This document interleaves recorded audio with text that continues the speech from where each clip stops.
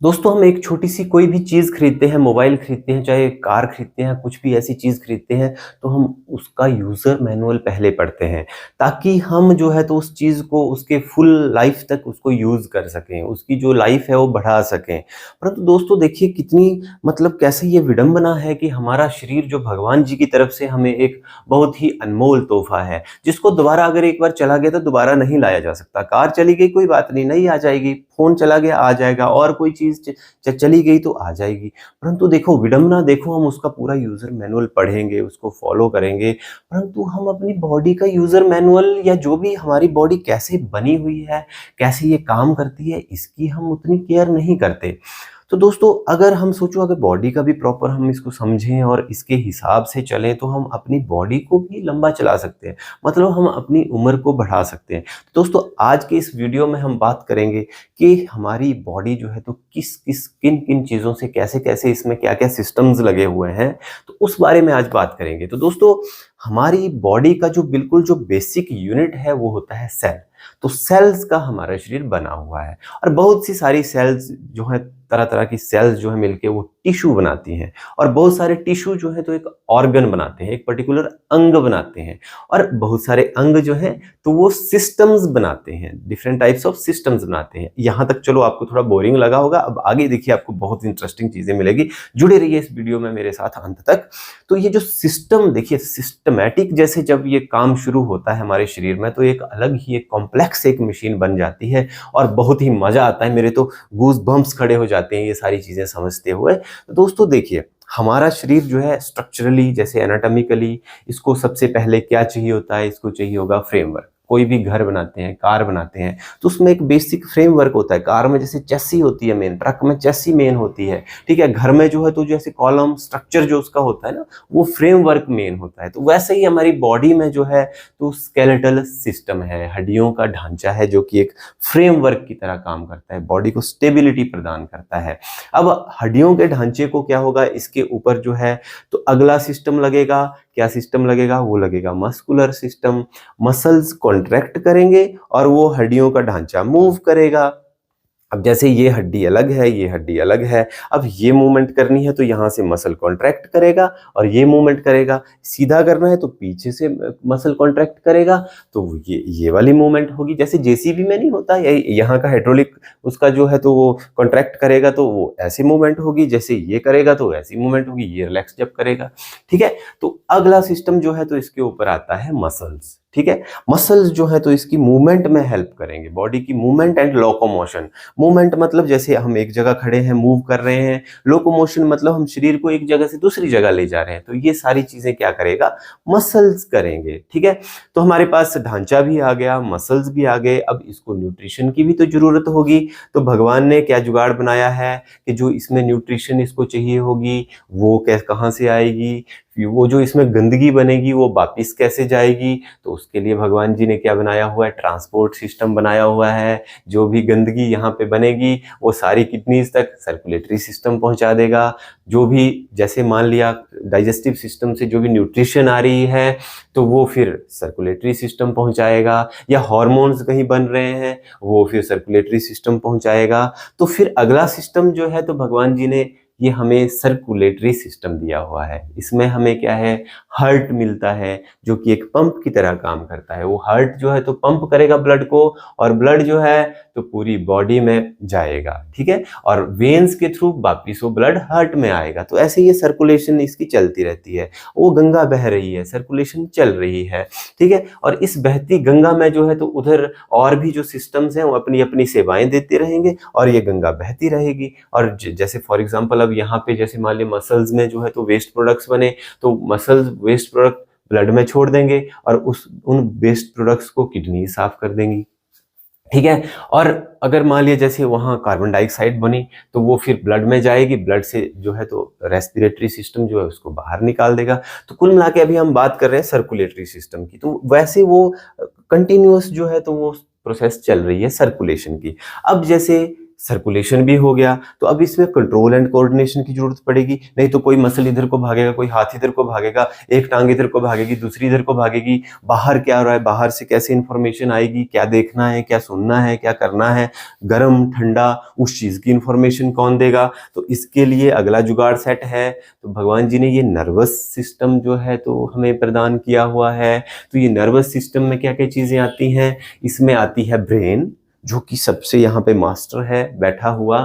फिर यहाँ से नीचे को चली जाएगी स्पाइनल कॉर्ड, जो कि मोटी नस है, बहुत मोटी जो है तो नस है, ठीक है। और इससे आगे को नसों की ब्रांचेस निकलेंगी, नर्व्स जिनको हम बोलेंगे। तो वो जो है तो रोम रोम से जो है तो इन्फॉर्मेशन लेके आएंगी और इन्फॉर्मेशन वहां पे देंगी भी, ठीक है। तो ये जो हो गया तो ये सिस्टम है इन्फॉर्मेशन का। इसको हम कंट्रोल एंड कोऑर्डिनेशन, जो कंट्रोल एंड कोऑर्डिनेशन बॉडी का होता है, तालमेल से लेकर हर चीज, मतलब जो भी, मतलब जैसे कि कंट्रोल को लेके है, सेंसरी सेंस चीजें बाहर से करनी है, या मोटर या बाहर को कोई इंफॉर्मेशन देनी है, तो उसके लिए हमारे पास ये नर्वस सिस्टम हो गया।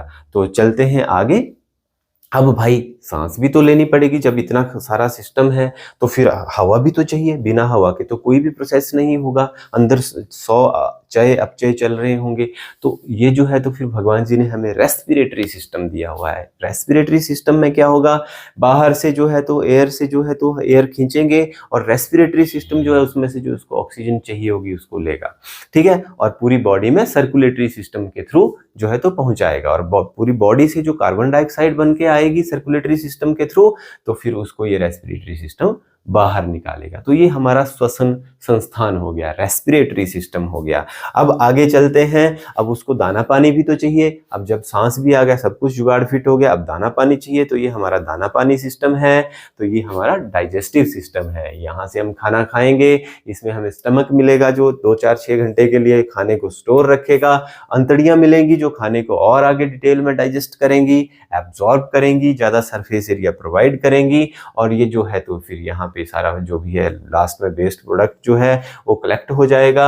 इसमें भी काफी सारी प्रोसेसेस होंगी खाने की, ऐसा नहीं, इसमें भी बहुत सारे डाइजेशंस होंगे, बहुत सारी प्रोसेसेस होंगी, पर कुल मिला के जो है तो यहाँ पे जो है दाना पानी जो है वो टूटेगा छोटे छोटे कणों में, जो कि शरीर में विभिन्न अंगों में यूज किए जाने लायक हो। हमारे शरीर में ऐसा तो है नहीं कि चावल सीधा ही चला जाएगा सेल्स में, तो वैसे तो नहीं होगा, उसको तोड़ना पड़ेगा, फोड़ना पड़ेगा, तब फिर वो जो है तो, जैसे अब फॉर एग्जांपल घर ही बनाते हैं, अब पूरी की पूरी दीवार थोड़ी लगेगी, वो तो ईंटें बनेंगी, फिर ईंट ईंट करके जुड़ेगी। तो वैसे ही वो जो है यूनिट्स, छोटे छोटे यूनिट्स में जो है तो उसको तोड़ेगी खाने को, और फिर वो जो है दोबारा सर्कुलेटरी सिस्टम में जाएगा और फिर अंग अंग में मिलेगा, ठीक है। तो अगला आ गया दाना पानी सिस्टम हो गया। इसके बाद अब जैसे गंदगी भी तो शरीर में बनेगी, ठीक है, केमिकल वेस्ट बनेंगे, जब इतने सारे चय अपचय मेटाबॉलिज्म होगा तो फिर यहाँ पे केमिकल वेस्ट भी क्रिएट होंगे हमारी बॉडी में। तो वो केमिकल वेस्ट बाहर निकालने होंगे, तो वो काम कौन करेगा, वो करेगा हमारा एक्सक्रीटरी सिस्टम,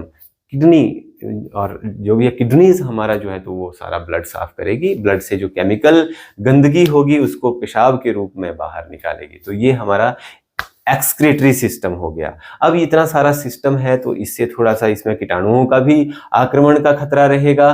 तो वो कीटाणुओं के आक्रमण के खतरे से कौन बचाएगा हमें, वो बचाएगा हमें लिम्फेटिक सिस्टम बचाएगा भी। और थोड़ा सा ऐसा भी होगा, जैसे सिर्फ ऐसा नहीं कीटाणुओं से ही, कई बार जैसे और बीमारी होती है, कैंसर होते हैं या कई तरह की बीमारियां होती हैं जिनमें जो है तो यहाँ पे ये फिल्टर सिस्टम भी होगा। फॉर एग्जाम्पल अगर मान लिया कई बार किसी को यहाँ बाजू में इन्फेक्शन हो जाता है, यहाँ गिल्टी आ जाती है, पैर में कहीं या टांग में इन्फेक्शन हो जाता है, यहाँ टांग के बिल्कुल बेस में यहाँ गिल्टी आ जाती है, ठीक है, या फिर जैसे गले में टॉन्सिल्स हैं तो यहाँ पे गिल्टी आ जाती है, सिर में कोई इन्फेक्शन है यहाँ पे गिल्टी आ जाती है। तो वो एक जो है तो डिफेंस मैकेनिज्म की तरह, बैरियर मैकेनिज्म की तरह यहाँ पे हमें वो लिम्फ नोड्स मिलते हैं, जिसमें जो है तो लिम्फेटिक सिस्टम भी हमारा पूरा आ गया। कुछ एक चीजें ऐसी होती है, कुछ एक न्यूट्रिशन ऐसी होती है जो कि ब्लड में जो है तो ट्रांसपोर्ट नहीं की जा सकती है, तो वो जो है तो फिर ये लिम्फेटिक सिस्टम हमारा जो है तो उसको ट्रांसपोर्ट करता है। तो थोड़ा आगे बढ़ते हैं। अब ये इतना सारा सिस्टम लग गया, जुगाड़ फिट हो गया, अब इसको नंगा तो रख नहीं सकते, कीटाणु घुस जाएंगे, गर्मी सर्दी ऐसे घुस जाएगी। तो उसके लिए जो है तो फिर इंटेगुमेंट्री सिस्टम है, मतलब skin and it's appendages. Skin जो भी है, स्किन के ऊपर हेयर्स होते हैं, सीबेसियस ग्लैंड्स होते हैं, स्वेट ग्लैंड्स होते हैं, तो ये फिर इस इंटेगुमेंट्री सिस्टम में आ गया। तो पूरा बाहर से जो चमड़ी का जो हमारा कवर है वो इसके अंदर आ गया, इंटेगुमेंट्री सिस्टम के अंदर। अब दोस्तों इतने सारे सिस्टम लगा दिए भगवान जी ने, ठीक है, शरीर चल पड़ा, कोऑर्डिनेशन में आ गया, ठीक है, साफ सफाई इसकी होने लग पड़ी, सांस भी आ रही है, दाना पानी भी अच्छा चला हुआ है। तो जब ये शरीर इसकी जो है तो उम्र खत्म हो जाएगी तो मर जाएगा, ठीक है, खत्म हो जाएगा। तो फिर भगवान ने इतना सारा जुगाड़ बनाया तो फिर वो आगे कैसे चलेगा? तो फिर आगे वंश वृद्धि के लिए भगवान जी ने क्या सिस्टम दिया हुआ है? वो रिप्रोडक्टिव सिस्टम दिया हुआ है। ये फीमेल रिप्रोडक्टिव सिस्टम दिया हुआ है, मेल्स में मेल रिप्रोडक्टिव सिस्टम दिया हुआ है।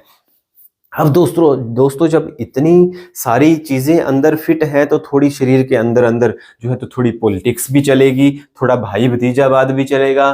तो उसके लिए जो है तो स्पेशल भगवान जी ने हमें क्या दिया हुआ है? एंडोक्राइन सिस्टम दिया हुआ है, जिसमें कोई स्पेसिफिक ऐसे केमिकल मैसेंजर्स होते हैं जो स्पेसिफिक जगह पे स्पेसिफिक टाइमिंग पे जो है तो काम करते हैं। जैसे पॉलिटिक्स नहीं होती अंदर कोई आपस में चलती है, भाई भतीजावाद अंदर ग्रुपिज्म चलता है, वैसे ही ये समझ लो कि आप एंडोक्राइन सिस्टम चलता है हमारा। तो जैसे जो हार्मोन्स होंगे उनके पर्टिकुलर टारगेट ऑर्गन्स होंगे तो वो वहां काम करेंगे, तो ये एंडोक्राइन सिस्टम हो गया। तो दोस्तों वैसे देखिए मोटे मोटे तौर पे हमारे ये कुल मिला के 11 सिस्टम्स हो गए। ये आपस में अकेले कभी काम नहीं कर सकते, इनका एक प्रॉपर ताल। अब फॉर एग्जांपल हार्ट ने ही अगर पंप करना बंद कर दिया तो बाकी सारे सिस्टम कोलैप्स हो जाएंगे। ब्रेन ने फंक्शन करना बंद कर दिया, सारे सिस्टम कोलैप्स हो जाएंगे। तो ये सारे जो सिस्टम हैं आपस में इतने हाईटेक तालमेल के साथ काम करते हैं कि इसमें जो है तो कुल मिला के आज तक कितने भी बड़े साइंटिस्ट हो गए, कितने रोबोट्स बना लिए, आज तक कोई जो है तो शरीर नहीं बना पाया। और मेरे हिसाब से आगे कभी कोई जो है तो अगर जैसे बोले इंसान का बनाया हुआ शरीर कभी नहीं बना सकता है, क्योंकि है ही इतना हाईटेक है। परंतु हाँ, इतना जरूर है, अगर हम इस शरीर को थोड़ा सा डीपली समझें, इसमें कैसे कैसे क्या क्या बीच में बीमारियां आती हैं, क्या क्या दिक्कतें आती हैं, क्या क्या पॉसिबिलिटी प्रोबेबिलिटी इन चीज़ों में रह सकती है कि कहाँ कहाँ दिक्कतें आ सकती हैं, तो अगर आपको ये बेसिक थोड़ा फंडा क्लियर होगा तो आपको और बीमारियां जो है तो और अच्छे से समझ आएंगी। क्योंकि इस चैनल पे हम विभिन्न प्रकार की बीमारियों का जो है रूट कॉज डिस्कस करेंगे, रूट कॉज के बाद वो सिम्टम्स क्यों आते हैं वो डिस्कस करेंगे, फिर उनको जो है तो रूट मतलब जड़ से कैसे उन बीमारियों को हमने ठीक करना है। तो वो चीजें भी फिर अगर हमें ये बेसिक्स पता होंगी तो तभी हम वो चीजें कर पाएंगे। तो दोस्तों जुड़े रहिए हमारे इस चैनल के साथ, सब्सक्राइब कीजिए हमारे इस चैनल को।